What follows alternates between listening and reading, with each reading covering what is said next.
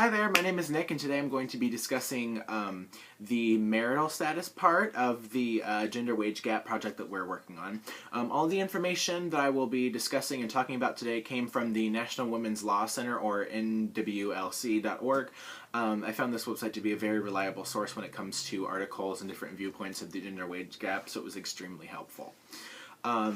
First and foremost, my opinion on this kind of topic is that fair pay is crucial, bottom line.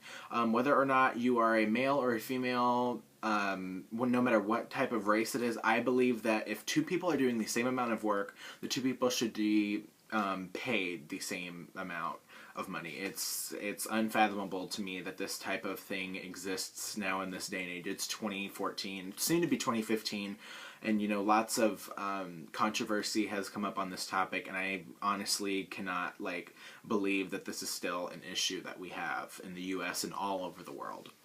So the first article that I wanted to talk about, this is more talking about the race part, but it says women of color are paid less than white non-Hispanic men. African American women working full-time year-round typically make only 64 cents for every dollar paid to their white non-Hispanic male counterparts. For Hispanic women, this figure is only 54 cents, which is absolutely ridiculous. This is a perfect example of how manipulated the wages are when it comes to race and gender. Just the fact that the men make more than all of the women, first of all, and then depending on which type of race you are, it gets even less and less.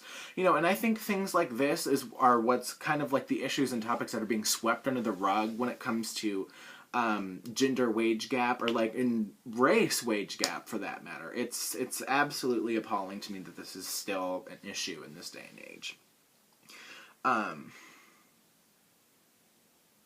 This next article that I found kind of highlighted how women and their families count on their earnings. In 2012, women working full-time year-round typically had lower earnings than men. This figure says that $37,791 compared to their $49,398 paid to men. Which pretty much just means that women's lower wages hurt women and families who rely on women's earnings for all or part of their income. And I think that's a lot of, things that people don't understand nowadays, is that, when you think of a typical family, most people would think that the man is the, the main provider for the family, but that is not the case now. Lots of families are heavily reliant on the women's income. Especially if it is a single mother or if she was divorced, and a single mother has lots more of expenses than a mother does, obviously. They have to pay for their child, or, they have to pay for schooling, all kinds of things. So it's a lot harder for a woman who's single to be able to support herself and support her family than it is for a woman who's married, even though there is a gender wage gap for the women who are married as well. It's absolutely ridiculous. And also, added expenses to a single mother would be, paying child support if there was a divorce, paying medical bills for her children if she gets sick, or paying medical bills for herself. So there are, significant differences in the amount of money that a single mother would be having to spend than a single woman, let alone with the wage gap and how horribly skewed it is already.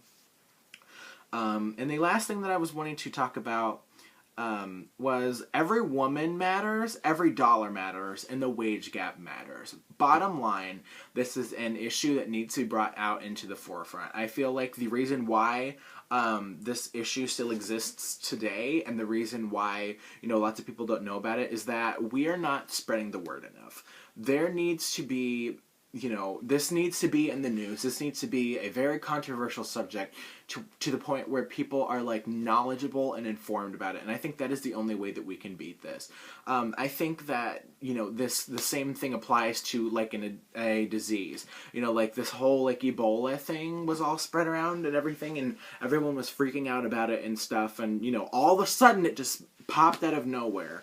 When it's existed for I don't even know how many years. But the gender wage gap has been a large issue for many years, and I feel like the only way that we are going to work ahead of this and be productive of it is to be informed and to be you know, to like spread the word and to tell people about it so that they can, you know, think and form their own opinions and see if we can figure out a solution to it. So thank you so much for watching. Bye.